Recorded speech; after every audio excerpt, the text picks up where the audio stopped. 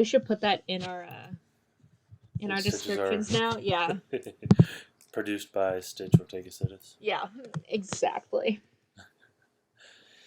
Someone's got to do it. Thanks for tuning in to 101.3 BKMG The Farce. Coming to you live from separate places, pre-recorded. Now presenting The Bane and Mickey Show. So here we are, folks.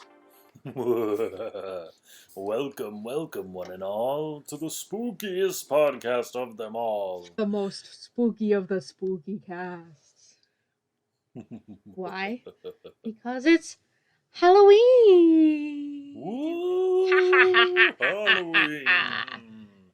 And not only is it a spooky Halloween podcast, but about the Halloween queen herself, my wife. Whoa! Briana Ortega. Hi. Oh my god, Gavin has a wife. I know. Who knew? Nobody would have suspected because of my personality.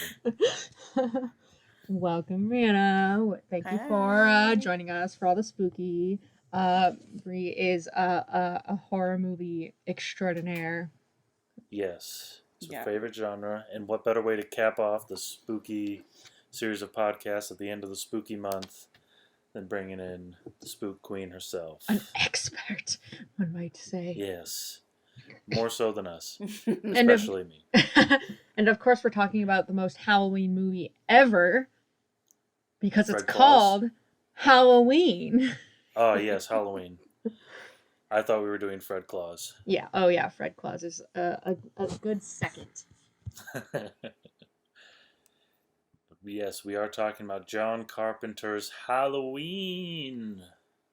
I'm going to try and not sing the music because copyright reasons, but... That's fine. We can put it in. We'll Not see. enough people are listening anyways that it'll matter. I know, right? Yeah. The how long has it classic, been since it came out? almost 50 years? Almost 50 years. Not quite 50 years. Yeah, I guess because It'll be 50 years 2028. in like 7 years, 6 years. 2028 because it came out in 1978. Yeah. So almost though, almost. It's kind of wild. I was not alive. I don't think any of us were alive. Not even close. I'd be surprised if any of us were alive. But Maybe Stitch was. we can still be fans. Yes. Marie, how many times have you seen this movie? At least a good 10. Wow. Probably. Is this your favorite of them all? Oh, absolutely not. of the Halloween series, or it's just, great. Yeah. I still kind of like the one where they bring in his niece, the little girl. She is fantastic. I don't think she comes in until Halloween 3, but she's fantastic. I love her. She did such a good job. That's probably my favorite before they decide to make her a mute for no reason. But that's my favorite of the Halloween series. But if we're talking just horror movies in general, it is not. What is your favorite horror movie in general? The Shining. I have Shining everything in my home. Yes, amazing. I just bought actually a purse that is the Shining carpet, and it came from Scotland. This woman made it in Scotland and sent it to me. It's beautiful. I just got Halloween stuff from Vans. Vans came out with a Halloween line. I just got Shining stuff. I got It stuff. Yeah, it's all over our house. We also have a Shining board game. Yes. Ooh, is it like? We should play that on Halloween. Is it like yes, Clue or something? What does that? I don't know. We honestly haven't opened it yet because you need like at least 3 players to play. That's fair. And we think we'll have to try and find a way where we can just play it with the 2 of us. It'll be you, me, and us. Yes. And the cats. Yeah, they can be their Stitch own cheats.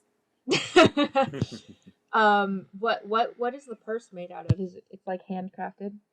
Oh yeah, like I don't even know what the material is on the outside, but it's a good sturdy material. Like it looks like it was really well made. It's got the strap and everything on it, has the carpet on it. The zipper on it says Red Rum. Wow. Yeah, it is beautiful. It's my favorite thing I own. I started showing The Shining to my parents the other day because they hadn't seen it and we didn't have power, and I was like, I have it on my computer, let's watch it. But then my mom was falling asleep, so I was like, okay, we're gonna wait. But that's the thing I have with people. I recommend it all the time because it's my favorite movie, but it is like almost 3 hours long, very slow paced. And for people who love the book, they usually hate the movie. I like both. I like both. I was always a big fan of the movie. Okay, sorry, Gavin. We're going to turn this podcast into a completely different topic than planned. But that's fine. I knew it was going to happen. I always loved the movie, and I definitely saw the movie before I read the book. But I also love the book, and it's one of the things where I love the book more, kind of. But I also it's not one of the movie adaptations where I hate the movie. Like I love both of them equally. I get why people don't like the movie as much. I saw the movie before I read the book.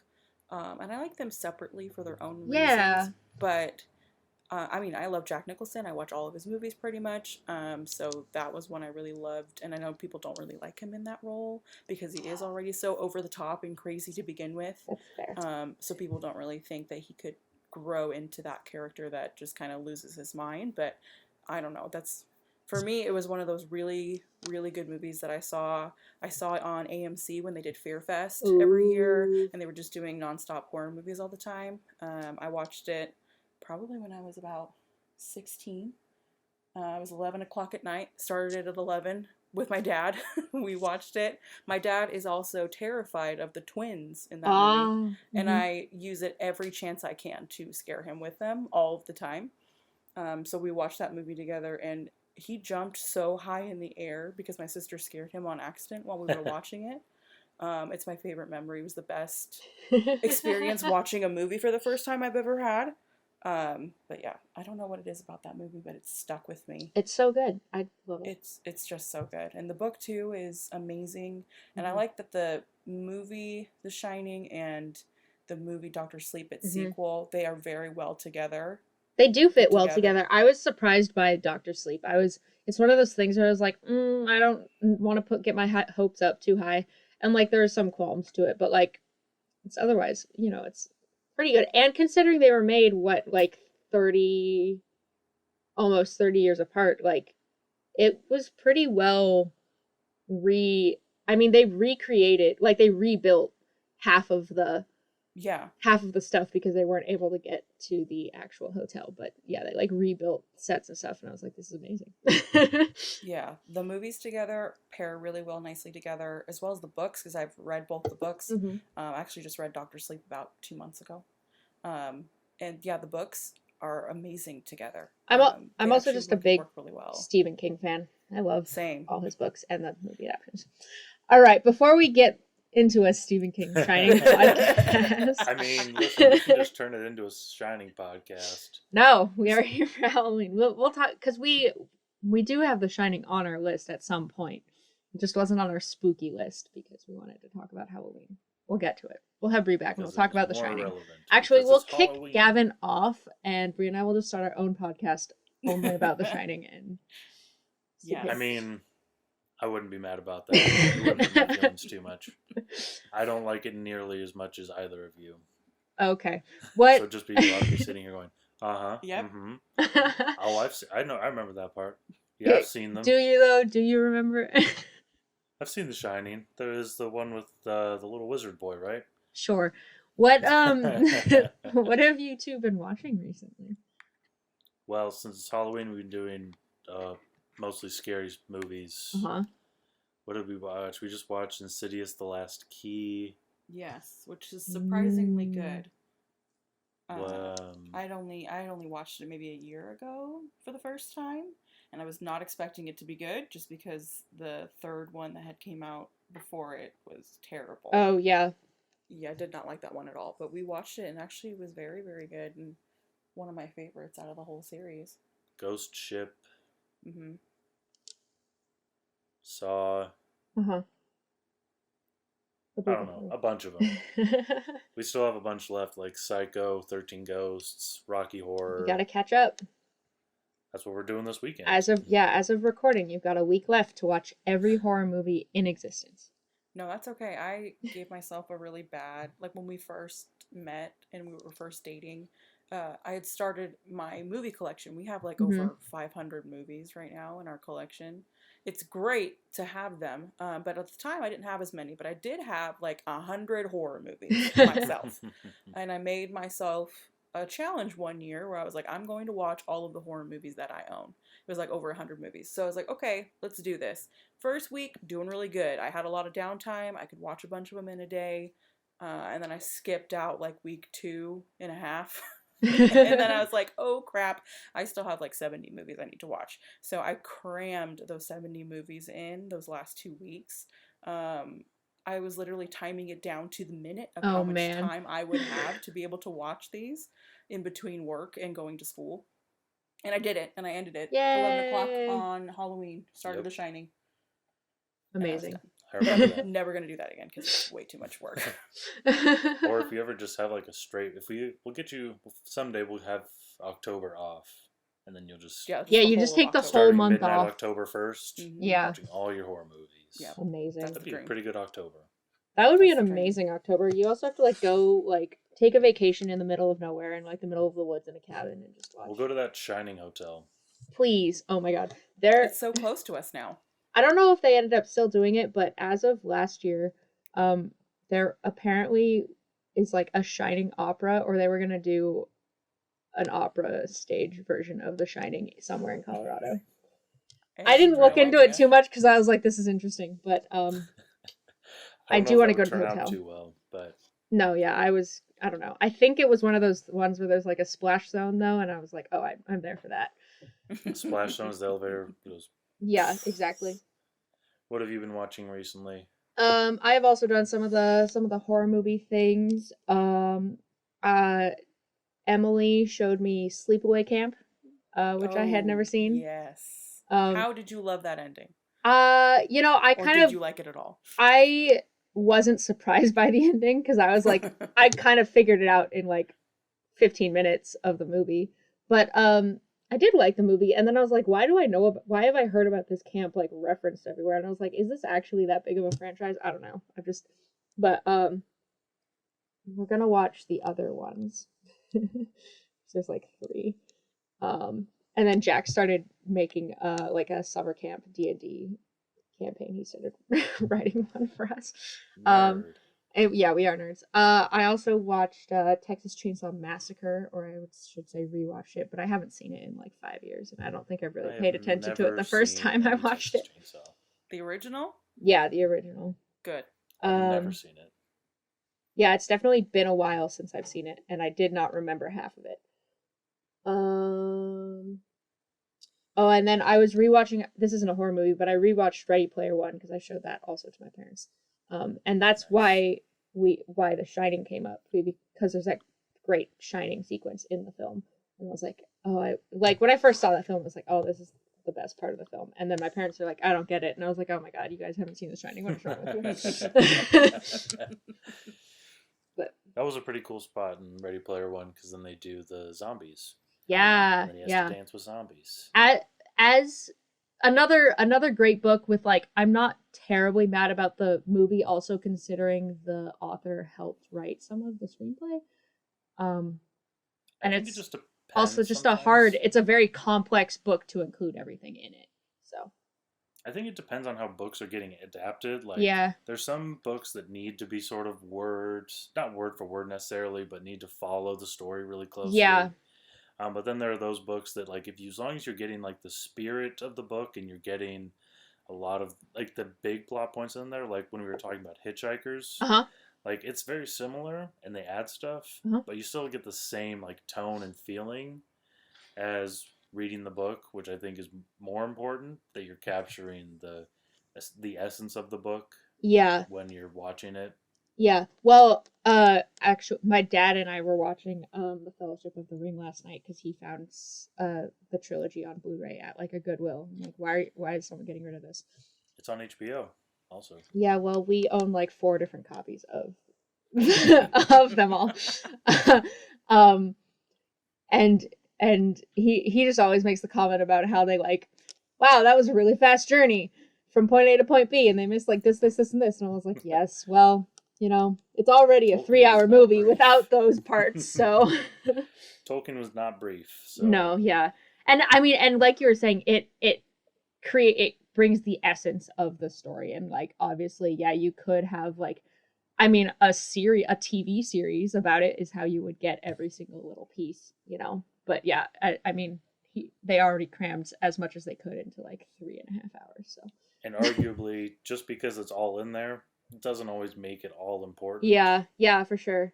And I mean, that's what's hard too when you do an adaptation like that. You do have these really great moments where you're like, oh, I wish I could add that part. Or like I was looking up until last night, I had never seen the theatrical cut of the movies. I'd always grown up on the director's cut, and I was like, I don't know, Dad, if I can break this streak. But I was looking up what actually was added. Apparently, it was only like 30 minutes of a difference, which is fine.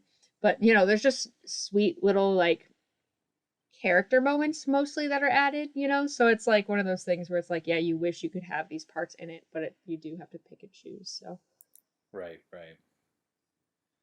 But it's not the subject today. Not the subject. Our film is not based off of a book. Whoa, we're not talking about an adaptation. I know, it's crazy. Half the shit we talk about is adaptations. But we are talking about a student film. Or at least that's the way it sort of looks and feels and has been described. It has been described. It's wild to think, I mean, this came up when we were talking about Saw too, that like these young filmmakers literally, like all of these big movies and big franchises, like these young filmmakers, literally not much older than ourselves, were like, let's make a movie. Let's make our first feature. And then they did. And got nothing to lose. Yeah. And then they did. And then, you know, 30, 40 years later, there's like 12 of them, and they're making money off of all these like franchise merchandise and stuff. It's kind of crazy to think about. But yeah, like I hadn't really thought about that until when I was rewatching it, and I was like, oh yeah, this is very like me and my high school friends trying to make a horror film. We don't have any blood special effects because we don't have money, and our mom doesn't want us to get blood everywhere, and we have my house and your house and our school campus. Okay, let's go. Well, I think what is interesting is, like we talked about with Saw, but you see it here. You get it a little bit with like Nightmare. But these low budget horror movies are generally better for having like such a small budget. Yeah. You even see it now, like Get Out, Logan, if you're going with comic book movies. But I feel like lower budgets are generally more beneficial for movies because it's not you're worried more about story and characters and not like spectacle and they're not like trying to overcompensate for a poorly written script by adding in a ton of gore, which you were saying this film is basically bloodless, which I think you're right. Like you see some blood on you see Lori get cut. You see Lori get cut. You see some blood on the sister, but it's behind like that mask kind of thing, and some blood on the knife, but like, and then the guy that's in the bushes, but like really not even that much compared to especially like the continuations, like the more recent like 2018 one and stuff. And then I haven't seen Halloween Kills yet, but Jack and Emily tell me it's like a fucking bloodbath, which I'm excited. But also like even Nightmare on Elm Street, the first one. Oh yeah. Or like yeah, but it's like at least they can focus mostly on story, which is a lot more important than people would think. Or just, you know, other things. They're not focused on like, we have all this budget. Look at all the, like, it's nice to have a budget, but I think some horror movies suffer from too big of a budget. Yeah. And, you know, because then it leads to practicals and creative filmmaking, which end up being artistic choices. Like we were watching the movies that made us about it, and how like the end with the montage and everything was literally because when they were editing, there was just little pieces like right before slates that they were just pulling from the what would have been thrown away film. Yeah, and that's how you get all that stuff. And it's a really haunting moment. It's actually, I was trying to refer to that moment for a short film we were working on the other weekend, but I couldn't remember what film to reference to. But then I rewatched Halloween. I was like, oh duh, it's literally this. But yeah, you have like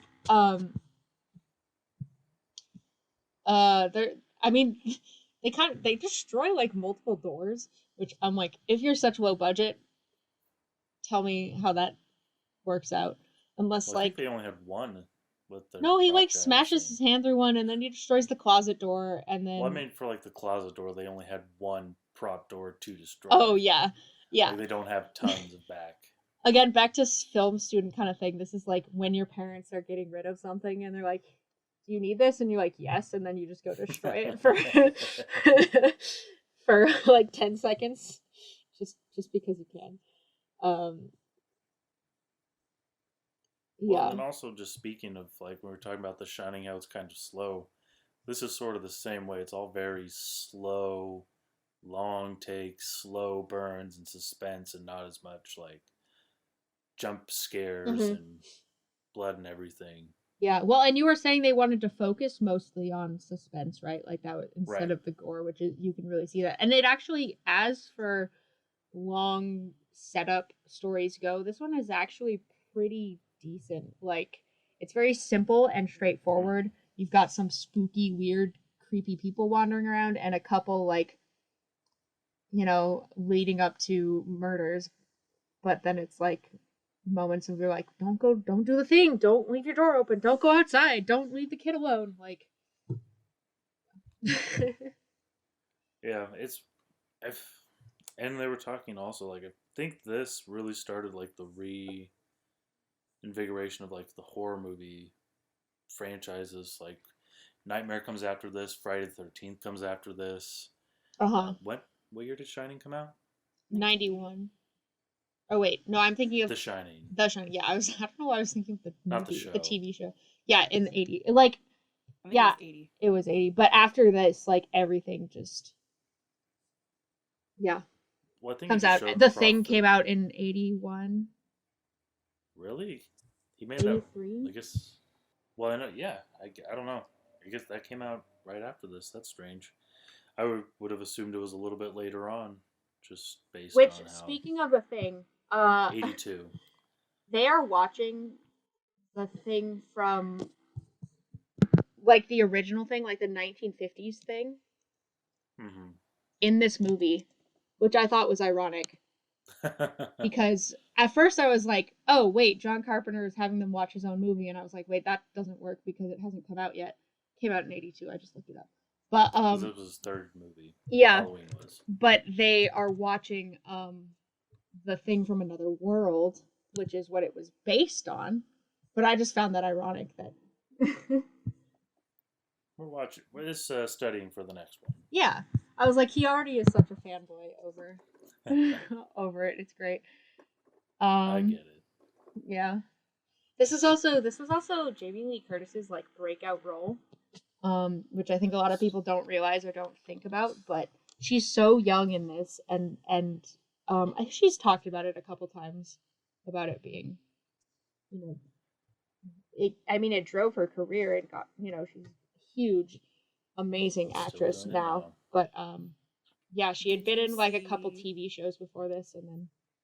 Well, did you see her outfit that she wore to the Halloween Kills premiere? You should look her up right now. Well, after you look it up, the funny thing, because the executive producer guy was talking about how he didn't want to hire her initially because he just didn't want to, and then he found out that her mom was Janet Leigh and was like, oh, well, yeah. Yes. That's amazing. Wait, and the bloody, like, I'm assuming curtain. That's supposed to be the curtain. Yeah, it's a shower curtain. That's awesome. Wow. Jamie Lee Curtis is the best. She's such a badass. The first thing I ever saw her in was probably Freaky Friday. Just because that would. I think that's probably what I saw her in as well. But yeah, she's so young. I was like, oh wow. But she also doesn't look like a high schooler. Let's be honest. But this is like. Do they ever look like high schoolers? No, though? And I mean this is back when they were cast like. Back when, still do. Yeah, I mean, and considering she'd only been in a few things before this and never any feature films, she does a pretty good job for like such a leading role. Like she's in a lot of the movie and pretty like traumatic and heavy too. So I feel like it's the same thing with what is Nancy's name? The person who plays Nancy in Elm Street, Heather Thompson. Oh, I mean, I don't know much about her career before that, but again, I feel like her and Jamie Lee, they just sort of like they were not like hard roles necessarily. They were like dramatic and they had a lot to do, but then that sort of launched them further on, and this is sort of what they're known for. Yeah. Some of the original Scream Queens. Yeah. Term I learned from the internet. What's his name? Tony Moran, who plays Michael as an adult, also had not been in many things. Tony Moran, what? Nick Curtis, right? Was Michael Myers? I thought the older version. That's what the thing was saying. It's not which thing? Well, which do they have him play? Like the Michael in the suit. Yeah. And then Tony Moran plays him when you see his face. Oh, I see. Yeah, the guy who was walking around was Nick. And he was just there, kind of on set that day. And he's like, hey, can I just like chill here on the set? They're like, yeah, sure, whatever. And then they had him just put on the suit, and he was the one that was just standing around looking creepy. Just the creepy one. I mean, that's the way to do it if you don't want to pay everyone to be there. Like, he's cast as the Shape. Or that's what he's credited because that's how they talk about Michael mostly. They don't ever really call him Michael except when he's a kid, and even in the script he's just called the Shape. Yeah, well, because they don't actually say his name. They just say him. He came back. He's coming back home. You know, like blah blah blah. I don't think they ever said his name. But there's one part where like, because originally you're like, oh, it's just a guy in a suit. But there's one part, and I think it's at the end, maybe when he's actually attacking the friends, where he legit looks like a 20-year-old. Like, I don't, something about the way he's standing there, and I'm like, he looks like he's like 20 years old, which is he's supposed to be like 23 or whatever. Yeah. But I'm like, he looks like he's just the way he like holds himself. I'm like, this is weird. But like, good on you, buddy. You got the part right. When we're watching the movies that made us think, they were talking about how like, oh yeah, Nick Castle, you know, his parents were choreographers, so we really like perfected the walk, and he's like, I just was walking around. Did he actually walk? I feel like he just stood there like half the time. Some walking, but he's like, I was just walking around. Isn't that the best way to get a really like iconic role? Is to just wander on set sometimes. It just reminds me of all of film theory when they're just like, they just did something so beautiful, and then you watch like behind the scenes, like, because we didn't have any money. Exactly. Yeah, and then he that's all he did. Like, that's all he's done as an actor, too. He was in Halloween, and then 40 years later, they're like, hey, how about you come back for the 2018 version? What did he do in the 2018 version? He played the Shape. He also is in Halloween Kills, yeah. I don't know. I didn't watch. I only just looked it up. He plays the Shape again. It just said that's probably was just a nice throwback. It's like having Jamie Lee Curtis continue to kick ass. Up. Yeah, did Tony Moran come back? I do not. Yeah, it's kind of funny. Not funny. I don't know. It's interesting that they have both characters because there's that one face reveal of Michael when he's older for like 2 seconds, and it's kind of interesting that they put it in there. It's almost like they intended to make more movies, but also they didn't really when it first was made. Which is weird when you think about it, because they ended on such a cliffhanger where, like, he's just gone. Yeah. And I get the suspense part, but also it seems like they were intending to do another one. I mean, they might have been intending to or wanting to, but as being young filmmakers with no budget, they were probably like, it would be great to, but also like, who knows how this is going to be received. And then, well, it was received very well, and they made the next movie in like a couple years. And then another one, and another, yeah, and then 12 more. That's not that many. But yeah, it's just kind of interesting that they have that little moment because it's also not needed necessarily.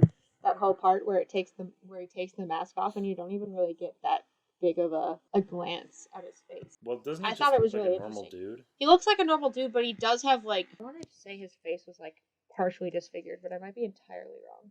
Maybe that's just part of making him like... That also might have just been the way his face was contorted when he took the mask off. I don't know. Maybe it's just supposed to be like he's just a regular man. Yeah. I think his eye was just closed. Yeah, his eye is just closed.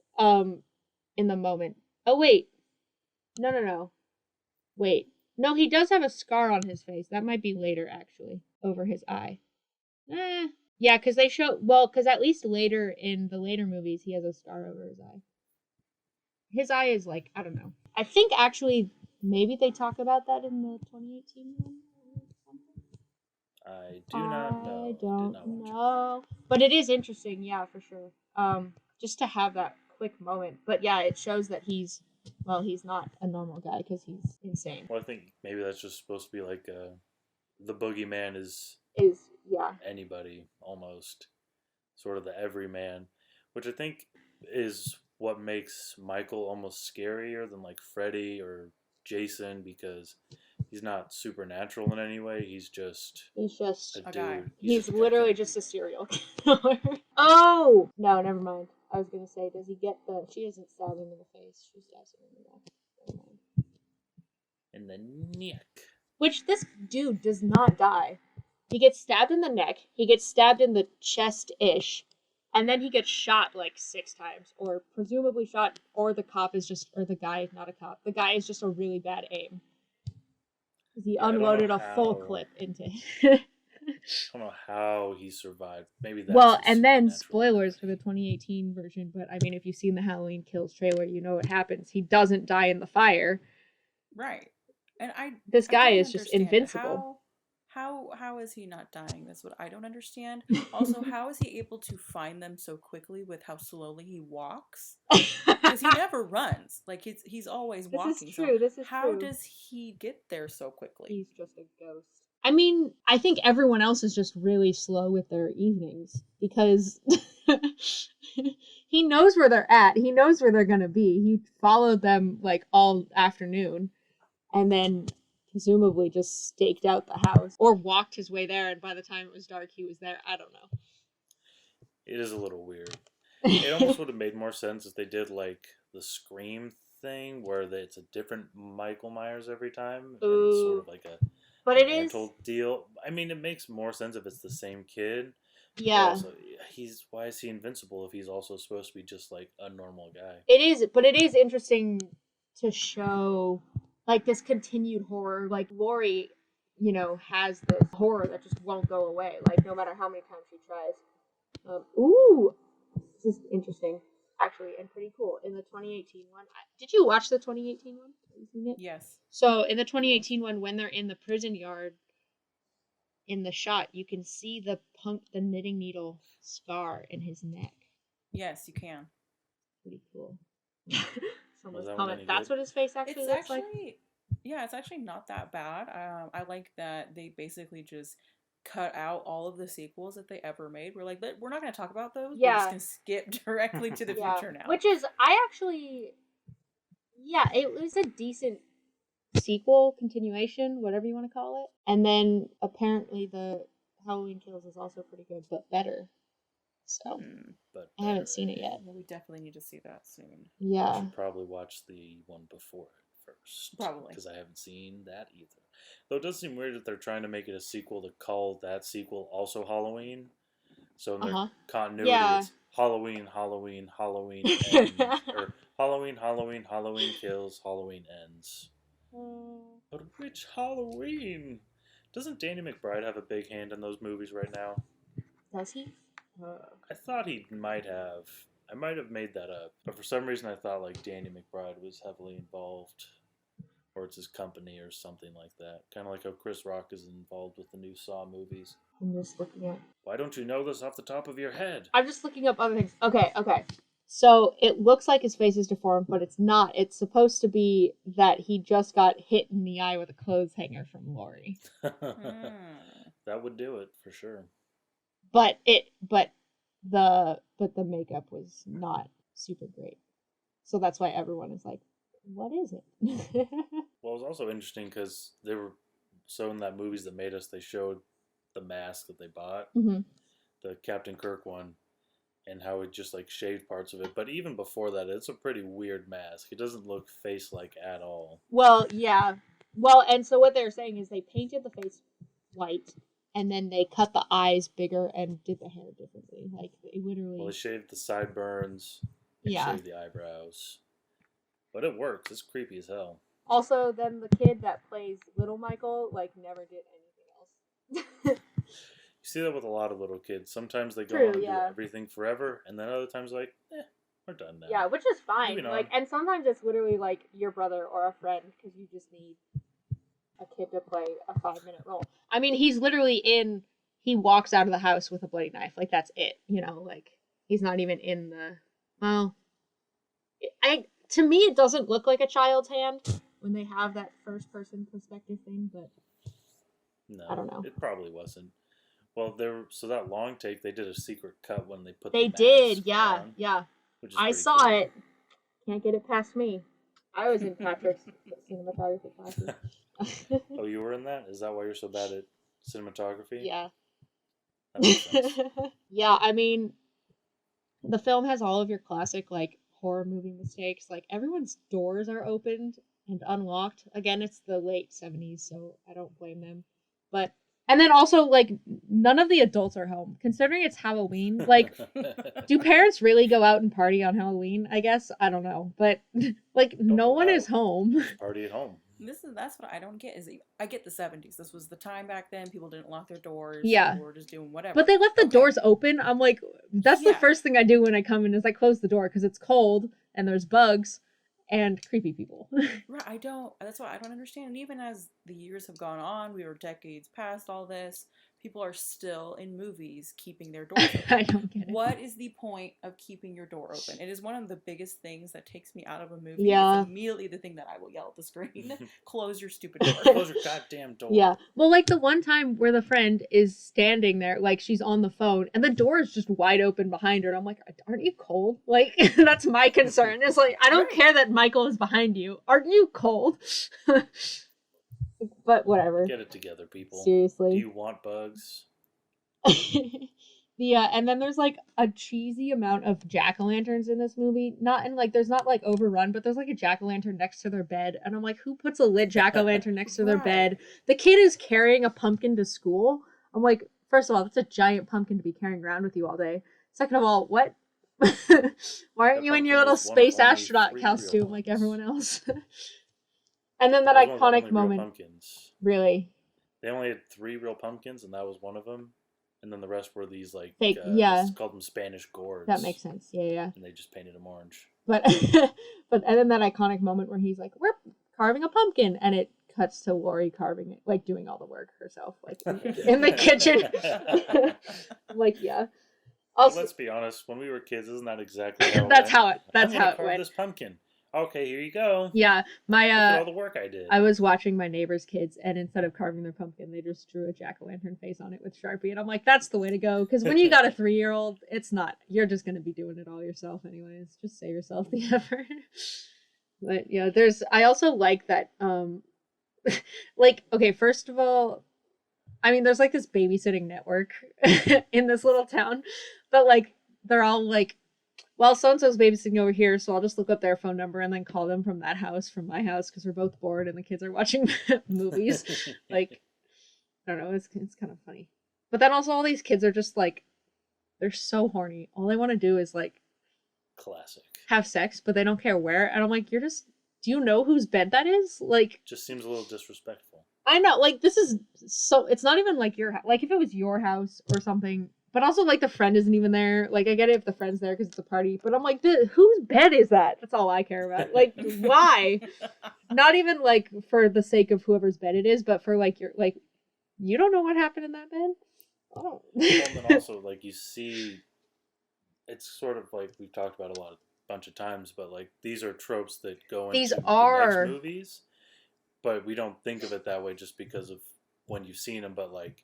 You see it again in Nightmare. You see it again in Friday the 13th. Cabin in the Woods. Like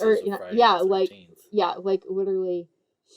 Yeah, Sleepaway Camp even comes back. Like, and then even today, like in Fear Street in that series, it's like all the same thing. It's like it's funny. I don't know. It's become like such a defining genre thing that horny teenagers get killed in horror movies. Yeah, and I mean to be fair, like. That is set up because that's what his sister is doing when Michael kills her. So it is kind of like he's kind of on this vendetta against these kids, but like Oh. And, you know, same with Friday the 13th, but still, this becomes such a staple. But you see, really, that started, like, here. Yeah. It's like when we were talking about how the Exorcist theme song sounds like this one. But But really, it's it's because but it's the Exorcist game's first. yeah. Yeah. And now that I watched it again and listened to it again, like, yeah, it's not directly copied from The Exorcist, but it is very similar. It's mostly that eerie piano and like similar notes in like a similar lick of notes. Yeah, like a similar cadence, but it's not the exact one. You also have which I didn't even realize, but that the shot where his hand bursts through the door and then he's like scrambling to get the doorknob, and I'm like, oh wait, The Shining stole this. Like, what is like, is nothing real anymore? I know. It's almost like people steal from other people their ideas. Yeah, seriously. And then what was it? Oh, so I didn't know that the guy who plays Loomis was Blofeld in James Bond. Hey, yeah. Not the new ones, mind you. It's not Christoph Waltz. I know that they look the same and sound the same. I think. But apparently, he also just hated the movie and would get drunk all the time. Yeah. Other than like all of your like film tropes, though, I would say the movie is like kind of cheesy and like there's some stupid lines. I don't know, mostly with like the kids and the teenagers being stupid babysitters. But my favorite part is when Laurie's like, "Okay, go. I want you to go run down the street, call the cops." And the kids leave the house and immediately just scream bloody murder and run off. And I thought it was the funniest thing. Kids are dumb. That, and then also the fact that everyone just has these giant ass kitchen knives. Like, I mean, I'm not going to complain about a big knife. No, but like, what? Like, my biggest kitchen knife is like maybe 3 inches shorter. I don't think you can buy, like, you have to legit be a butcher. It's the 70s. Yeah, okay, well. But yeah, it's definitely cheesy. It definitely has that, like, student film, low budge corniness to it. Yeah. And just everyone seems a little bit awkward with what's happening. But it's fine. It's fine. It's what happens when you make a movie for $300,000. Yeah, you know. I saw your little BTS note here that Carpenter did the music for the film in 3 days, and I'm like, I mean, yeah, you can tell because it's the same theme repeated, like half the time with like a little slight change at the end of it. So we need music for the whole movie. I made one song. Are you gonna make any more? Make more. No. We're just gonna do a different. I made the one. One is hard. Moving on. Yeah, seriously, that's a film student mood, like. Dun, dun, dun, dun, dun, dun. Yep, that's good. So just repeat that a few times throughout the movie, and yeah, we're done. And we're good, great. And then it becomes so iconic for decades. We find out it's literally the only notes that he knew. Yeah. I mean, to be fair, he was a musician, so he did know some notes. Yes. Well, and you know, not he a is lot. known for. I like your mention of like him, Michael Myers as the boogeyman. Yeah. Quintessential boogeyman. He really, yeah. I mean, maybe more than Freddy. I don't know. Even if you've never seen the movie, you still know the theme and you still know the mask, and there's still, just something about the mask is still like terrifying, and you know, big blank eyes and just all white expressionless. Like no matter what, when you're wearing that mask, it's so like protruded that you can't see the eyes. So who's more of a boogeyman, Freddy or Michael? I would say Michael, because Freddy's just creepy. Cause Michael just stands there behind the bed sheets like a creep. I also didn't realize, and maybe it's not, I don't know, but Haddonfield and then Starkid has Hatchetfield, and I was like, ooh, is this like a... What was Hatchetfield from? It's from their like horror franchise. Definitely could be. Yeah. It wouldn't be totally out of place. Any rants or raves? Well, you mentioned the cheesiness, but do we have any final thinkings? I don't know. I think I like how simplistic it is. Like I was saying, like there's literally, for the most part, 2 locations. It's the 2 houses and the street corner. And then like there's a couple roads. And I mean, even when they go to visit the prison or asylum, wherever he is at, they don't even get there. They literally just show like the exterior with some people outside of it. Like, So you don't. It just shows how not cheap that it is, but how little budget. Like they were just found the places that they could make work. Found a schoolyard that let them film some kids leaving some exterior hallways. Like sometimes you just got to make it work. Yep.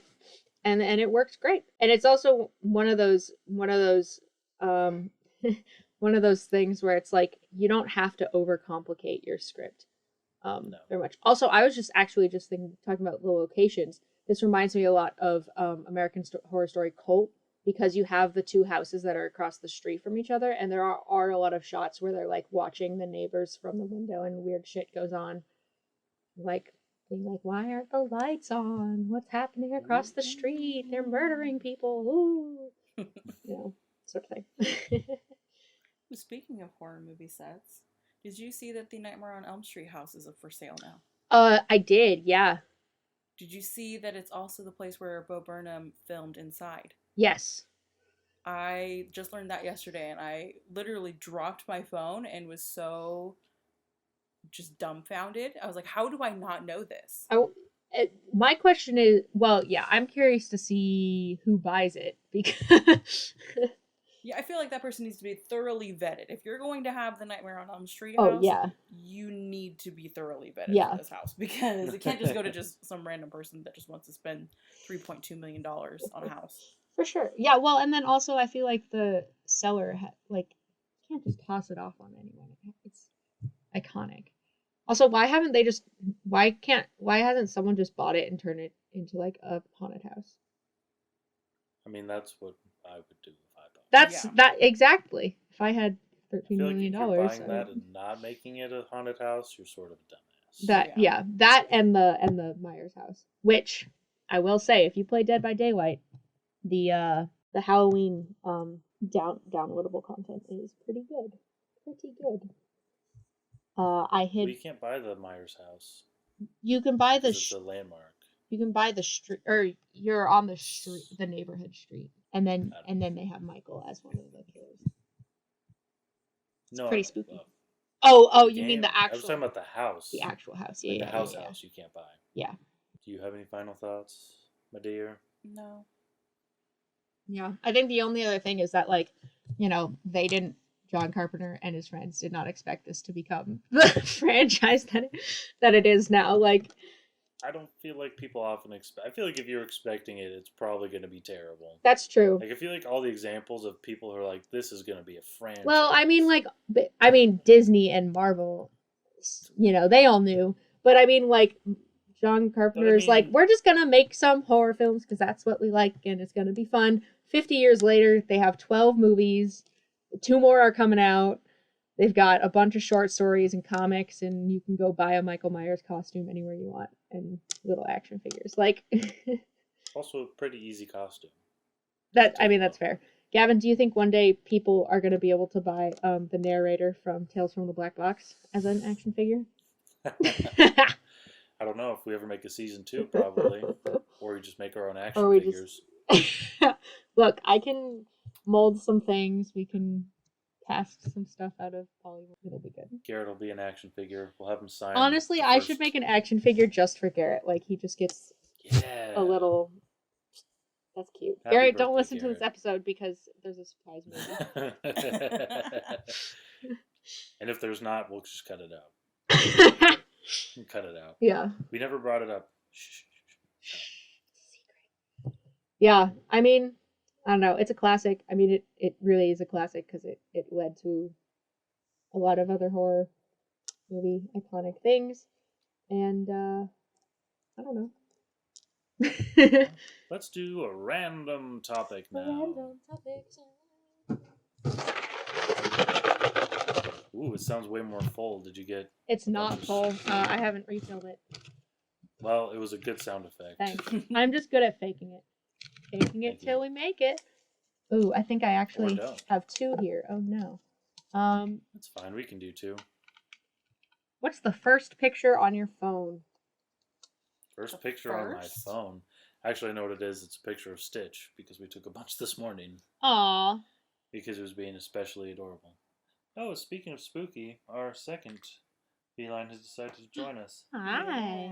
Yes, Morticia Clarice. The most Spooky recent girl. photo I have is from a film set from this last weekend, and the very first photo that I took on here is of my dog. Our other dog. Oh, as in like very first photo. Oh, jeez. Yeah, I don't even Yeah, know actually, what the first no, one the is. very first photo I took on here was a selfie because I was playing with the new camera and it was a pretty great camera. And then the second and third photos are of my dog. Selfie. Honestly, the first photo I probably took with this phone was also probably a picture of Stitch because he's a very cute boy. Yeah, Yeah, obligatory pet photos. Always. Yeah, if you have pets and you don't have a million photos of them, I don't think you really have pets. Ooh. Because they're too cute. Okay, this is what's the other one? This is a pretty good one. What is the best museum you've been to? Mopop was pretty fun. Mopop is really fun. The Museum of Pop Culture. I was gonna say the horror exhibit at Mopop is pretty spicy. Oh yeah, we went there and I had the best time of my entire life. I took way too many pictures.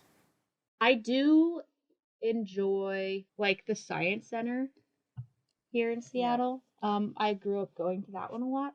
I do like that one. But I think I went to the Victoria and Albert Museum in London, and it's just all about art and stuff. And so they have a lot of theater things and photography and galleries, and it's very fun. I did not stay there long enough when I went. I just thought of a relevant topic we could do. Relevant topic. Scariest real life experience. Oh. Spookiest story. I don't have one off the top of my head. Yeah, I don't really have one. I think, and it probably isn't, it wasn't actually scary or anything, but I do always remember the first time my brother and I were left home alone. Our parents went to parent-teacher night conference thing at school, and we were maybe 7 and 8, and it was the first time we were home alone.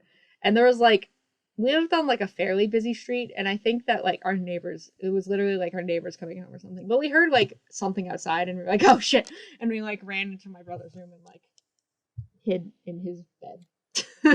Classic. I don't have a scary one, but I have for sure seen a ghost. Ooh. I have. It was in my childhood home. In my parents' room all the time. I don't know why, but it would just walk through my parents' room. It was a guy. I remember him wearing a big jacket and a cap, like a rounded hat almost. Not almost a bowler hat. Yeah. Not quite a bowler cap or whatever, but something like that. Ooh. And I remember seeing him when I was younger, and then I kind of just let it go. And then right before we moved out, I remember seeing it too. You gotta look up the history of this house now. I need to, because actually I'm not the only person who saw it. Ooh. So we sold that house after I graduated high school. My parents wanted to move to a better place, so they left. And I remember I worked in an optometry office, and the lady who was teaching me, she had written down her address to somebody else to tell them where her house was, and it was my address. That's so ironic.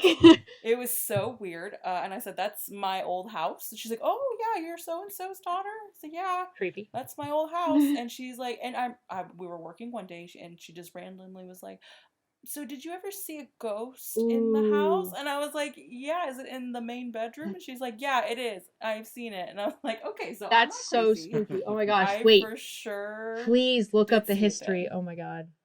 Yeah, I'm gonna have to look at everything. Coincidentally enough, it's called Waverly Place. Oh. And I got made fun of because people thought I was like Selena Gomez or something. That's amazing. That's amazing. You are Hispanic and witchy. That is true. As too. Have you ever dressed up as them for Halloween? I don't know their names. I have not. I've seen the show. It was one of my favorites. I saw 2 episodes. Oh, that's fair. I was not a big fan of the show. I guess if you're living on Waverly Place and people are being turds, you would. I probably wouldn't be a fan either. I don't want to see this fucking shit. Gavin, what are your spooky tales? I don't know if I have anything spooky really that I can remember. I probably just blocked it out. More than once I've had dreams of stuff that was gonna happen that ended up happening. Ooh. Mostly with school. Oh. Like I had a recollection of being in the principal's office, and then it happened like a week later. It's very strange. Strange indeed. Ooh. Well, that is a good way to end our spooky cast. This is the last of them for the month of spooky. But that doesn't mean we're going to stop talking about horror movies, because we'll talk about them all the time, always, anyways. I don't know what our plan is after October. We'll figure it out, so I can't give you any spoilers. Yeah, we got some things planned. But thanks for joining with us for the last few weeks. Enjoying our shit. and putting up with our spookies. Don't forget to like, follow, rate, share. Let us know how we're doing. If you liked it, tell your friends. You can listen to us on Spotify, Apple Podcasts, and anywhere else you like to listen. Or you can go to baneandmickey.buzzsprout.com on desktop or mobile. Check us out on the socials, @BaneandMickey_podcast on Instagram, or just @BaneandMickey on Twitter, which we have. Hey, have a happy Halloween, everybody. Make sure you trick or treat someone. Goodbye. Goodbye.